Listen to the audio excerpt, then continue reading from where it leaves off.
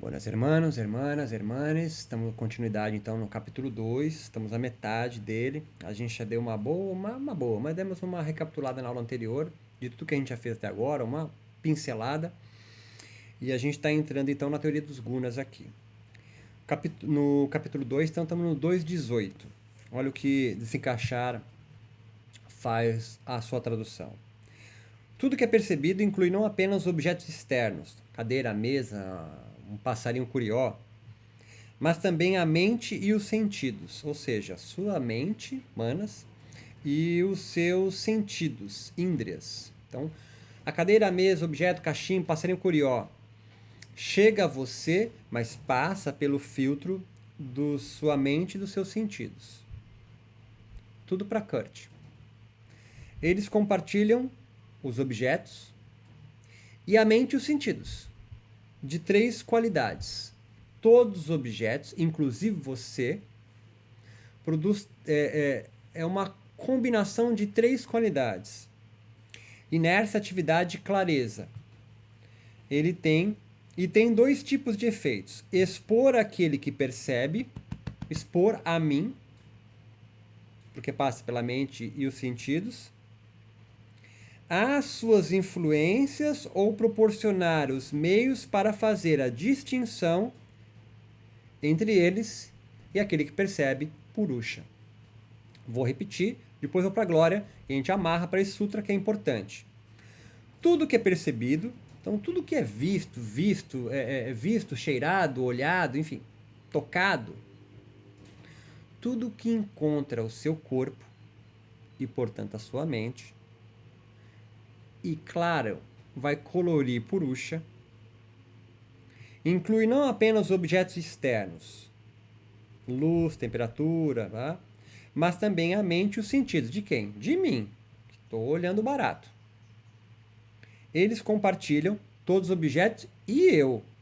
Três qualidades: inércia ou tamas, atividade ou rajas e clareza ou sattva. Eu traduzi inércia e traduzo inércia a partir da filosofia de Deleuze e Guattari, e que vem, obviamente, de Spinoza. Inércia com objetos, qualidades, melhor dizendo. Objetos com qualidade tamásica em predominância, melhor construção, vai produzir, ou tem o potencial de produzir, num outro corpo e mente que o recebe, vamos dizer assim, o conecta, ou se agencia com ele, lentidões e repouso. Não necessariamente inércia. Inércia tem uma conotação negativa para a nossa sociedade, que é, sobretudo, pautada na teologia da prosperidade. A gente vai chegar lá.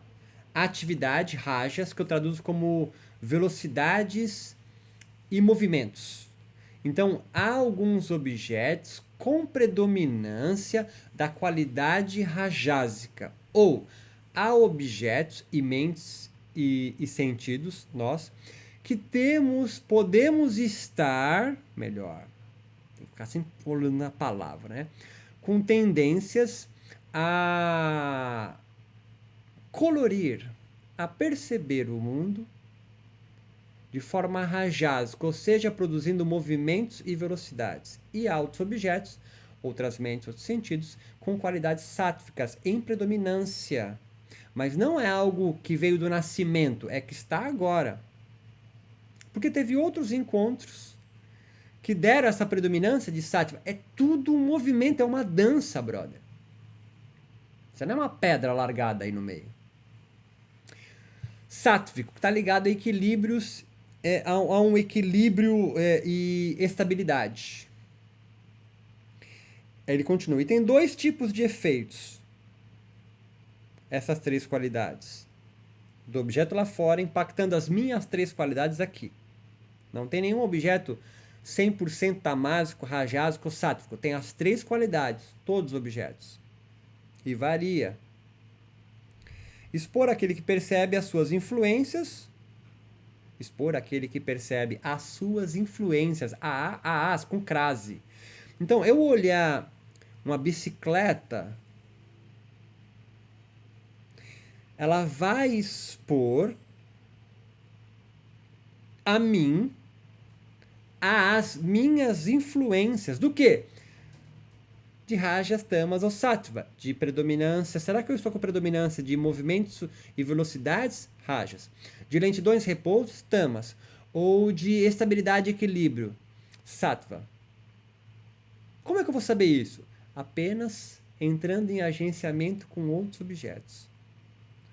E proporcionar meios para fazer a distinção entre eles e aquele que percebe Purusha. Vamos ver o que Glória diz sobre o Sutra 2.18?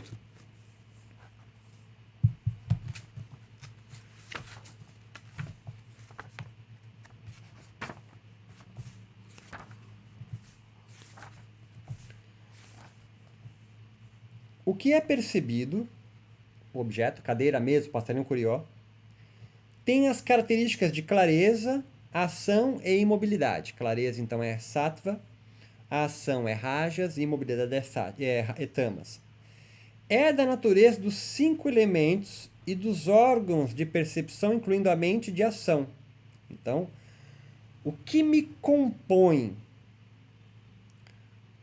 para formar minha percepção, minha mente e as minhas ações também é formado pelas 3 qualidades. Qual é a minha predominância? Então, não tem. Você está com predominância de tamas, rajas ou sattva. Agora, a minha aula pode te conduzir para um outro estado, com predominância, portanto, de uma outra qualidade. E tem como objetivo o prazer e a libertação. E a liberação. Ela chama a Kaivalya de liberação. Então, esse sutra aqui nos faz compreender que, importante, para te passar a régua, para, puta, eu estou viajando, passa a régua. Tudo que você vê, sente, cheira, toca, e você mesmo, que você faz parte da realidade, tá certo? Você é formado por 3 qualidades, sempre em devir, em transformação, em mutação, em constante devir. Raja, tamas e sattva. Raja, predominância que leva você a perceber os outros objetos, causando em você movimentos e velocidades. Tamas, lentidões e repouso. E sattva, equilíbrio e estabilidade. Ah, não entendi ainda. Pimenta malagueta tem predominância rajásica, tamásica ou sátvica. De primeiro bate-ponto você fala, rajásica, né? Porque ela produz movimentos, velocidades, né? Eu ir no banheiro, por exemplo. E para um baiano? E para um indiano? Que está acostumado desde sempre a comer a ter contato com esses condimentos rajásicos, então, na sua culinária. A pimenta malagueta pode produzir bem menos rajas do que a um paulista, por exemplo, um caiçara. Talvez menos também no goiano, também é bem apimentada a comida deles. Será que não pode produzir sattva? A resposta honesta é eu não sei, tá? A resposta honesta é eu não sei. Você não consegue dizer que a pimenta malagueta, caiena ou a pimenta, em geral, é um objeto que produz como efeito raja em todo o mundo. Você não tem, porque você tem que sair do pressuposto que você conhece todo mundo, e você não conhece. Todos os corpos são singulares, únicos. Por mais que tenha uma composição fisiológica, né, que a gente identifica como ser humano, nós estamos falando de fisiologia sutil. Você pode ser médium, né?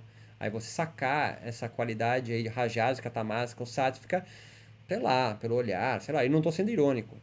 Mas você, se for médium mesmo, você vai perceber, tenta visualizar tipo médium, tipo Matrix, né? Quando o Neo se ilumina lá, não sei o quê, ele começa a ver todo mundo em logaritmos, né? Aquele 0 e 1. Seria mais ou menos isso.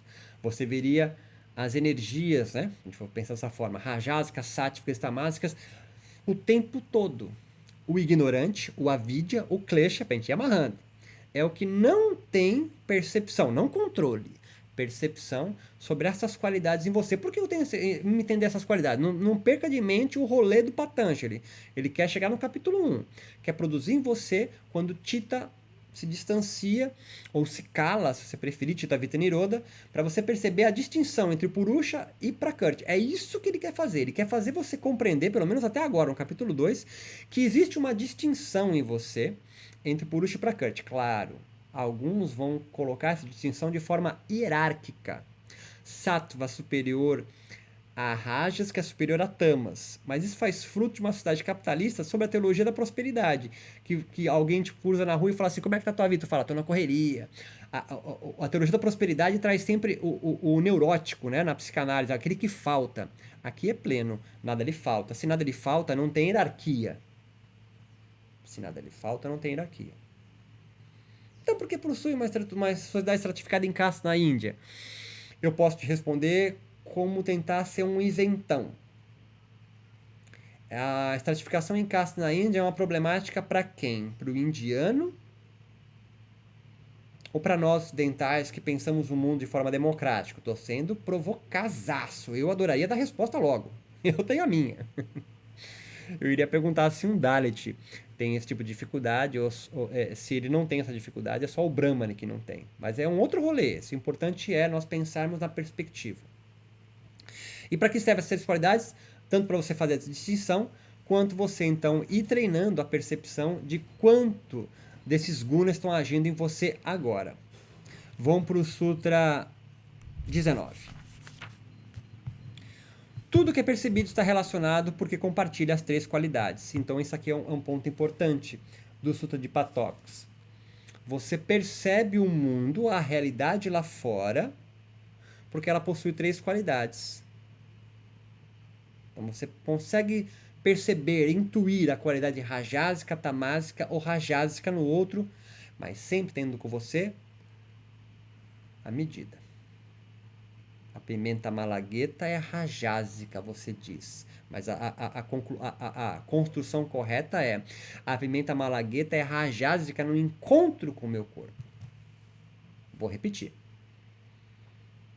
A pimenta malagueta, ela é rajásica no encontro com o meu corpo, com a minha mente, com os meus órgãos de sentido. E ela tem um grau rajásico, que eu sei que eu tenho que comer só um pedacinho. E um outro cara pega e come 4 de uma vez na boca. E entenda que sattva não é o objetivo, tá? Antes de partir por 20. Sattva não é o objetivo. Não é, você não quer estar em equilíbrio 24 horas. Sério, você quer estar em equilíbrio 24 horas? Primeiro, é impossível. Segundo, é um tédio desgraçado. Imagina um mundo em Samadhi, que é uma experiência transitória. Imagine-se, leva ao extremo, imagine-se, para você bem entender que o objetivo não é ficar em Samadhi 24 horas. Imagine um mundo inteiro em Samadhi, no qual você não identifica mais Purusha e Prakriti. Como ia ser sua vida? Você percebendo que está só sendo colorido pelo mundo lá fora. Poderia ser bem assustador, né? Não é? Poderia ser bem assustador. Agora, também poderia ser algo benfazejo. Que você ia se compreender que você não é algo, mas você está sendo algo. É um processo lento e gradual. Compreender-se que não é, mas que está sendo, que é um acontecimento atualizado o tempo inteiro, consciente ou não, de tamas rajas e sattva encontrando seu corpo e ele reagindo a isso. Ele sempre vai reagir a isso. Não tem como você não reagir. Então, Sutra 19. Tudo que é percebido está relacionado porque compartilha as três qualidades. Vamos para o 2.20. Aquele que percebe, Purusha, não está sujeito a quaisquer variações, mas percebe sempre por meio da mente. Ele não está sujeito a nenhuma variação, mas ele consegue perceber, porque a mente faz o filtro para ele. Vamos ver o que Glória diz sobre o Sutra 20. O 19 ela vai dizer assim: as modificações dos gunas, características básicas do universo, são forma diferenciada, forma não diferenciada, forma sutil e forma não manifesta. Eu gosto mais da tradução de desencaixar, deixar mais simples isso, né? Ele vai dizer: Tudo que é percebido está relacionado porque compartilha as três qualidades. Então, tudo que é percebido, forma diferenciada, não diferenciada, sutil, não manifesta, está composta pelas três qualidades. Vamos para o 2:21. Vamos ver o que ela fala do 20. O sujeito é somente consciência. Apesar de puro, é testemunha de pensamentos. Então, o sujeito é somente consciência. Apesar de puro, portanto imaculado, perfeito em si mesmo, que não se modifica no encontro com o mundo e essas três qualidades, é testemunho dos pensamentos. Então, mesmo imaculado, ele testemunha. Se você está lá no Instagram, dá uma olhada lá num dos meus ensaios fotográficos, que faz parte desse projeto Olhares, a apresentação de Purusha, né? Então ele está testemunhando, ele está ali, ó. Ele não está julgando nada. Ser Purusha é um saco, né, brother? Ser Purusha é um saco. É você não entrar em nenhum... Você não tem compaixão. Olha só o rolê. Um dos meus posts que deu mais comentários lá diz: não existe amor no yoga. Não existe amor no yoga. E não é o que Patanjali prega. Mas muitos yogis tentam viver essa subjetividade de não julgar. Isso é muito comum, não é? Você que é do yoga aí tá pelo menos um ano nesse rolê, você já ouviu muito falar isso. Eu não julgo.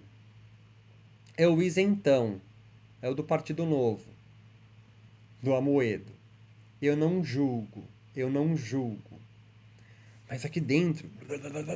a milhão. Por quê? O sujeito é somente consciência. Tô na glória, hein? 2:20. Apesar de puro, é testemunha de pensamentos. Apesar de não imaculado, de não ser modificado, ele testemunha os pensamentos que você forma em contato com o mundo lá fora. Então você não quer ser Purusha. Nem que você queira também, né? Esse rolê não existe. Você é Purusha e Prakrti. Prakrti é formado pela consciência, pelo eu, pela razão, pela lógica, pela mente propriamente dita, os órgãos dos sentidos, os intrias, bhutas e blá blá, esses nomes todos em sânscrito. Você é isso tudo, a matéria, o corpo propriamente dito, ou os corpos, né? Existem corpos sutis, igual no espírito e no kardecista. Na verdade, o kardecista é igual a isso aqui. E Purusha. E eu coloco os dois iguais, nem um em cima do que é abaixo do outro. Os dois são iguais. Eles não... isso aqui até funciona, né? Eles podem até fazer isso aqui, mas eles não se misturam, né? Tipo água e óleo, tem vários rolezinhos disso aí. Você não é Purusha só, você não é Prakrti só. E um não é maior que o outro, porque o outro... isso aqui ele é imaculado, é o isentão, então ele é melhor. Não. Seu isentão é um saco. Tá o seu filho chorando, tá o seu filho sendo devorado por um crocodilo, e você, Purusha, só testemunha. Faz parte da vida, né? A morte. Pegou o rolê, tio? É aquele cara que tenta controlar a paixão, sabe? Você é os dois. Você é humano, porra. Yogi e Yogini são humanos. Patanjali é humano. Jesus é humano. Mas eu sou católico, Jesus é filho de Deus. Tá. Nesse rolê, ele é humano. Isso é legal, né? Porque traz mais proximidade para você. Vamos pro 21. Tudo que é perceptível tem um único propósito: ser percebido. Esse sutra eu acho é o mais a minha cara. Vamos ver o que Glória diz sobre o 2:21. Eu esqueci como que ela se comporta, o 2:21.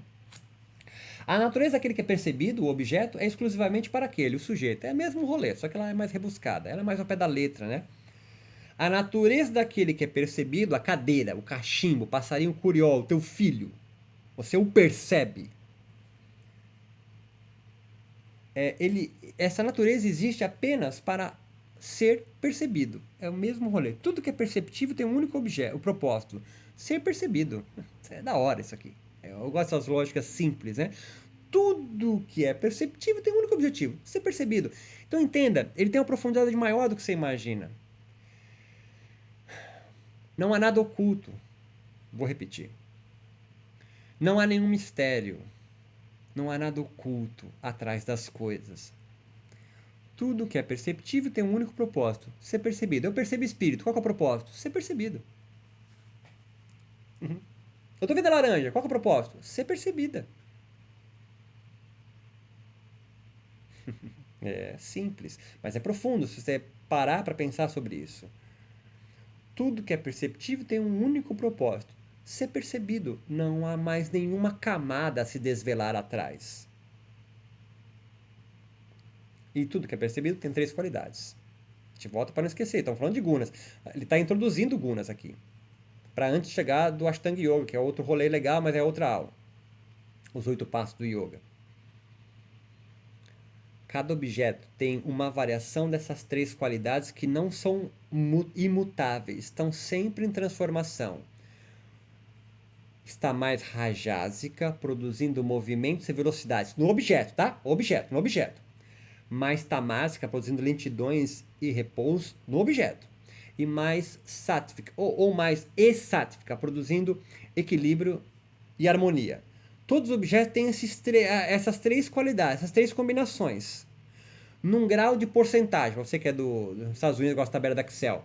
Em diferenciação.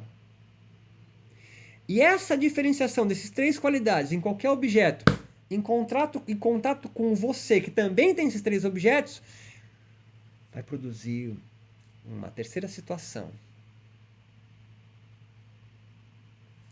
Então, um objeto que pode ter predominância rajásica em contato comigo me torna tamásico, me leva para a rede.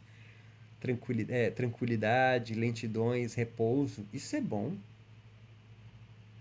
A leitura de um livro pode me levar para um estado sátvico, um estado de contemplação. Mas caralho, tá na contemplação 24 horas o resto da sua vida? Tédio. Eu sei que para você é difícil você entender isso. É importante estar em rajas também. Senão eu não produziria, tá ligado? Aqui, ó, eu não produziria conteúdo. Eu estaria aqui, ó, só lendo e me deleitando sobre os textos, entendeu? Agora o tesão de passar isso pra você aí é rajas. E depois acaba isso aqui e fala, nossa, cansadão, brother. Dá pra fazer mais um vídeo aí, Beto? Ah, não, brother. Dá uma descansada, irmão. Tamas. E é importante, porque senão eu poderia espanar aqui. Vou repetir de novo pra você isso aqui. Que, pra você que tem a ideia de querer buscar sáttva, tipo, eternamente. Sattva não é divino, tio. Ou, se você preferir, tudo é. Nós somos apenas modificações dos infinitos atributos de Deus.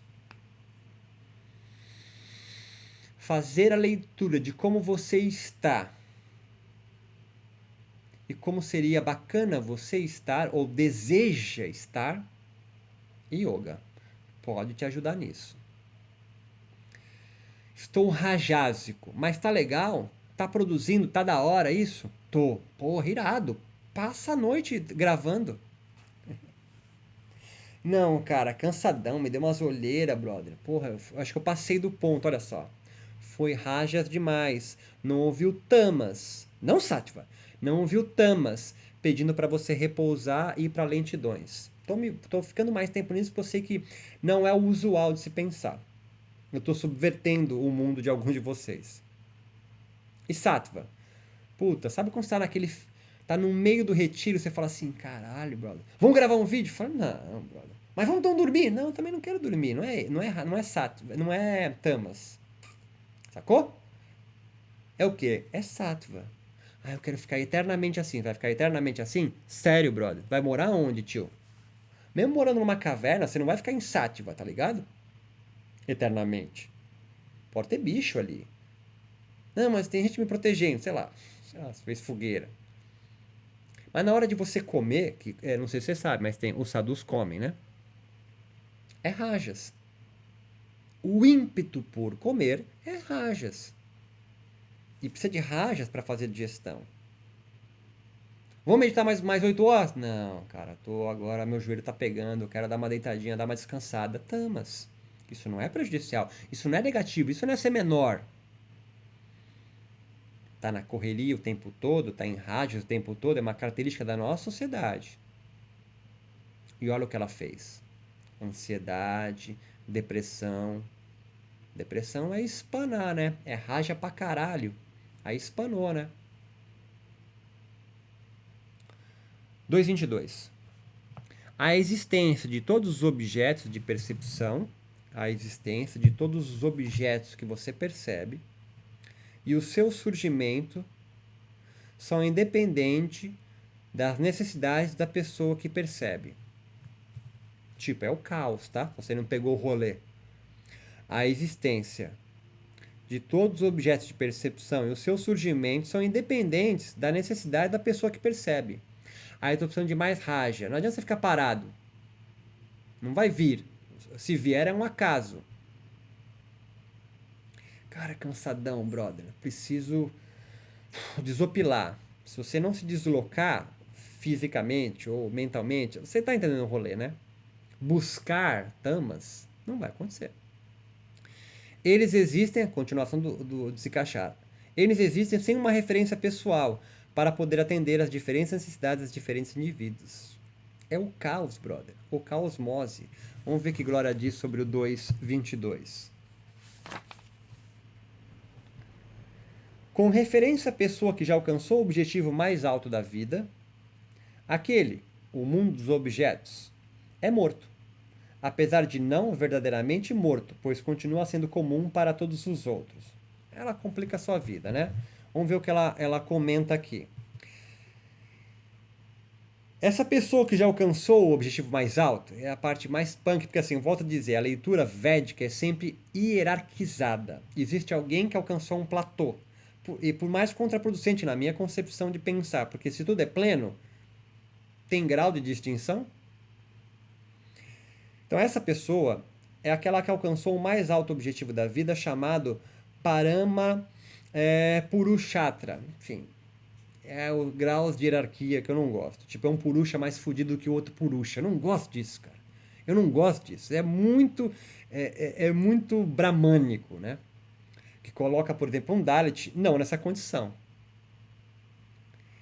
Que é o conhecimento de si mesmo como livre da limitação e, portanto, livre do sentimento de carência e de desamparo. Quando eu falo que não tem amor no yoga, a galera fica brava comigo. Mas aqui, carência e desamparo está ligado à ideia de que nada lhe falta. Então, volto a dizer, esse tal grau dessa pessoa, desse purusha, desse indivíduo, desse sujeito, é o conhecimento de si mesmo livre de limitação e, portanto, livre do sentimento de carência, de que algo lhe falta e de desamparo.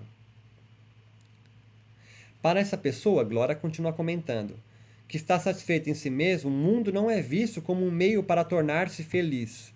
O mundo, que antes parecia ser o que faria a pessoa feliz, perde esta aparente poder. Por isso, é dito aqui que está como morto. Mas, ao mesmo tempo, não se pode dizer que está morto, pois essa pessoa vê o mesmo mundo, apesar de reconhecê-lo como não real, enquanto outras pessoas, além de verem como real, ainda o consideram fonte de felicidade. Então volta aqui para desencaixar, que é o cara mais pé no chão. Mas acho que você entendeu o rolê aqui, né?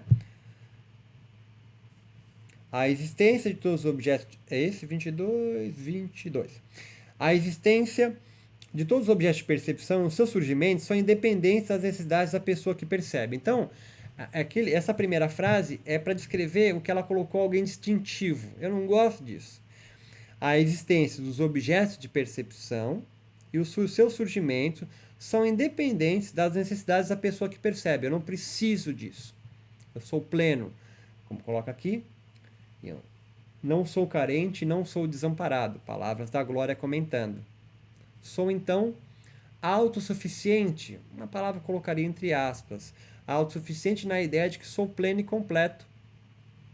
E esse tipo de concepção pode levar você à conclusão de que eu não preciso do outro, né? Isso casa muito bem numa sociedade capitalista, teologia da prosperidade, mas não é isso. Você sempre vai precisar do outro. Você sozinho fica louco. Você precisa do outro para atualizar você mesmo, mesmo sábio. Não existe o guru sem o discípulo. Não existe o patrão sem o empregado. Você precisa do outro. Então, a ideia aqui de autossuficiência que pode vir a aparecer aqui não é no pé da letra, no sentido de que, porra, eu não preciso de mais ninguém agora. Por isso que eu gosto da definição de desencaixar. Ele continua. Eles existem sem uma referência pessoal para poder atender às diferentes necessidades dos diferentes indivíduos. Então, é diferente. É sutil, mas é diferente, meio que da conclusão que se pode levar a pensar, lendo a tradução ao pé da letra aqui de Glória. A existência de todos os objetos de percepção e o seu surgimento são independentes das necessidades da pessoa que percebe. Ah, então sou autossuficiente. Não. Ele completa. Eles existem em uma referência pessoal, ok. Mas isso acontece só porque existem diferentes necessidades e diferentes pessoas. Então, você não é dependente do mundo exterior, vamos pensar dessa forma, não para atender você, mas porque existem diferentes pessoas. Então há diferentes combinações de gunas. E aí você começa a perceber o mundo, o tal do ilimitado, como um supermercado. Ou, na linguagem de Deleuze e Guattari, numa cartografia com 1000 platôs. Você vai se deslocar fisicamente ou não, né? Não é a ideia. Só... Por isso a ideia do nômade, do nomadismo. Para buscar agenciamentos que vão compor com você, aumentando a sua potência, melhorando a sua perfeição. E se você, trocando em miúdos, a convivência com alguém que lhe leva para a tristeza, nessa concepção, é alguém que está te levando para a sua menor perfeição, diminuindo sua potência. Deve desenvolver encontros, buscar encontros alegradores que aumentem sua potência e te tornem mais perfeito. Você já é perfeito, mas há encontros que te deixam menos perfeito. É da hora, esse tipo de pensamento eu acho muito mais rico do que ao pé da letra aqui. 23. Tudo que é percebido, seja como for, seja o que for e qual for o seu efeito, sobre determinado indivíduo, tem uma única finalidade: clarificar a distinção entre o objeto externo, que é visto, e o interno, que vê. Purusha, só vê. Vamos ver o que Glória diz sobre isso aqui para a gente voltar para cá. A união entre o sujeito e o objeto é a causa da terminação da natureza, de ilusão da união. Mas em nenhum momento a ilusão aqui deve ser...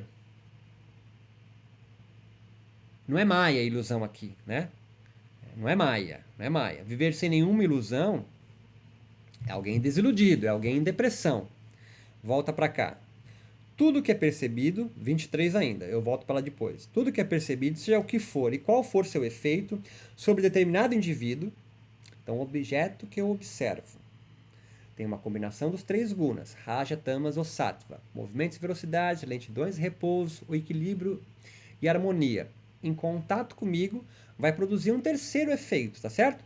Ele, por exemplo, vem mais tamásico, eu estou muito rajásico, sei lá, estou brincando numa matemática, numa lógica que não é assim. Eu fico mais sátvico. Então, eu não preciso buscar elementos sátvicos. De repente, eu preciso buscar elementos tamásicos para no encontro com minha combinação mais rajásica. Não é assim tão simples, mas eu estou tentando construir um rolê para sair da ideia de que eu tenho que encontrar encontros sátvicos. Não, cara, de repente você ir para um mosteiro budista. Idealmente seria um lugar sátvico. Aquilo te produzir tamas, um tédio da porra. Ou te produzir rajas, né? Pô, tá com raiva daquela porra lá. E aí isso pode fazer com que você, claro, continue lá e observe. Esse é o grande rolê do yoga, tá? Isso é yoga que eu vou falar agora. Perceber por que esse encontro com sattva tem produzido rajas em mim, ou tamas em mim, é yoga. Então, muito mais do que você, como diz aqui Glória no 23, a união entre o sujeito e o objeto é a causa da terminação da natureza. Sim, perfeito, né? A união entre o sujeito e o objeto que me encontra é a causa da terminação da natureza. Sim, da minha natureza. Eu sou, ou eu estou, melhor, porque eu estou me encontrando com outro objeto. E claro, de ilusão da união. É você tentar então, só ficar esperto que essa união é uma ilusão. Ou seja, não é maia. Ela é momentânea, ela é um acontecimento. Espero ter me feito entender. Foi legal o que eu fiz agora. Porque é tudo freestyle aqui, né? A união entre o sujeito e o objeto é a causa da minha natureza. Agora. Não é a natureza a priori, tipo kantiana. Mas é uma ilusão que esta união vai permanecer eternamente. Volta para o mesmo sutra com desencaixar. A existência de todos os objetos de percepção e o surgimento são independentes da necessidade da pessoa que percebe, claro. Né? É um caos, eu não consigo determinar os encontros que eu vou ter. Eles existem sem uma referência pessoal. Isso é um nada, lembra? Para poder atender às diferentes necessidades dos diferentes indivíduos. 23. Tudo que é percebido, seja o que for, seja qual for o seu efeito sobre determinado indivíduo, tem uma única finalidade: clarificar a distinção entre o externo e o que é visto e o interno que vê. De novo, bate na mesma tecla, cara, que ele já falou anteriormente. Então, você percebe que isso é importante. Quando o Patanjali, que é um cara absolutamente conciso, pragmático quase, repete mais de uma vez o mesmo rolê, é porque é importante. Lembra, o cara é professor, licenciatura plena também. Tudo que é percebido, seja qual for, seja o que for e qual for seu efeito sobre determinado indivíduo. Ah, o objeto me trouxe rajas, tamas, sattva. Foda-se. Tudo isso só tem uma finalidade. Ah, produzir sattva em mim. Não. Clarificar a distinção entre o externo que é visto e o interno que vê o porra do Purusha. 23. A união entre o sujeito e o objeto é a causa da determinação da natureza, a ilusão da união. Então, tudo que acontece aí só tem uma finalidade: ser percebido, lembra? Aí ele volta para esse papo. Mas é percebido para quê? Para você sacar, clarificar a distinção entre o externo que é visto e o interno que vê.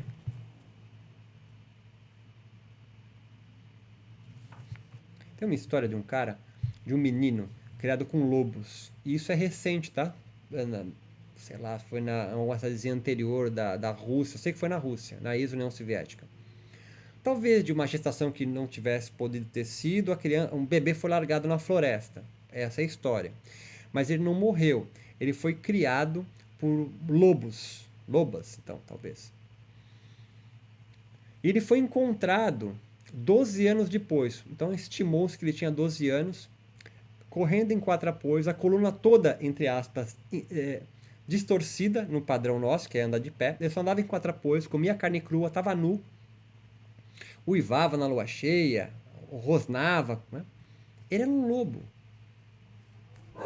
Então você não é humano, você vai sendo humano no contato com os outros. O mundo perceptível dele é absolutamente diferente do seu. E o 28? 28? Não, desculpa. 25. Sim, esse é o objetivo último da prática do yoga. A distinção, né, entre Purusha e Prakriti. A liberdade é a ausência das consequências dos obstáculos, kleshas. A ignorância, a apego, a aversão, medo da morte e o orgulho, que causam os vritis. E os vritis é o que fazem você se confundir entre o que é visto e o que o barota lá que vê, que não se muda, o caralho.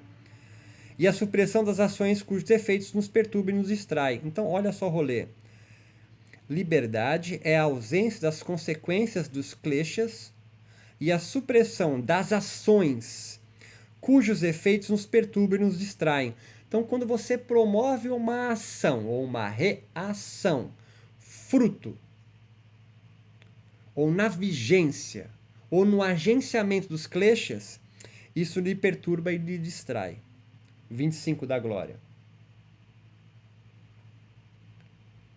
Devido à ausência daquela, a ignorância, o primeiro klesha, a ausência da união. União do quê? Purusha e Prakriti, você não se confunde com isso. Esta eliminação é a libertação do sujeito. Eu acho que eu pulei o 24, né? Vamos vir pro 24. O 24 é curtinho. Ah, não, 24 é aquele que eu já falei. É que da glória é curtinho. 24. A causa desta união é a ignorância. Então, a partir daqui, ele vai construindo a ideia de que o mundo é formado por três qualidades. Essas três qualidades não têm nada a ver com você, mas no encontro com você vai causar um terceiro, né? Predominância lá com a predominância aqui das três qualidades formam a predominância, formam um outro tipo de combinação. Você ser levado por isso é você ser enredado pelos kleshas, produção de vrit, e você confunde o que é percebido com o que vê. E você que vê, né? Algo que constitui você que só vê, que é só colorido, não é você. Aí você fala, porra, mas e aí? E aí que se você tem essa percepção, mesmo que for só uma subjetividade que não exista realmente Purusha, tipo assim, ego, onde tá a porra do ego? Id, o superego, é uma subjetividade criada por um tiozão. Talvez Purusha seja uma subjetividade criada por um tiozão. Pra Kurt, beleza, tá aqui. Mas Purusha, de repente, é uma subjetividade. Não existe num lugar do cérebro. Mas é uma subjetividade ou uma ficção que cura. É uma invenção valiosa. Entender que há algo dentro de você que não se perturba faz você compreender que você não é, mas está sendo. E a gente amarra no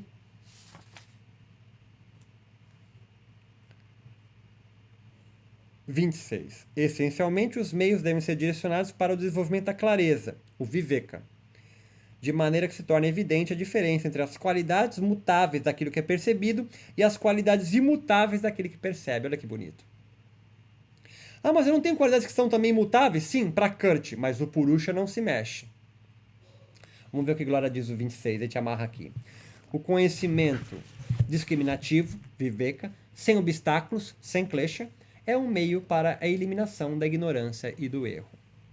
Espero que tenha contribuído. Meu nome é Roberto Simões, site Yoga Contemporâneo. Estamos no curso Projeto Olhares entre o Yoga Sutra. A gente parte o barco na próxima aula. Forte abraço.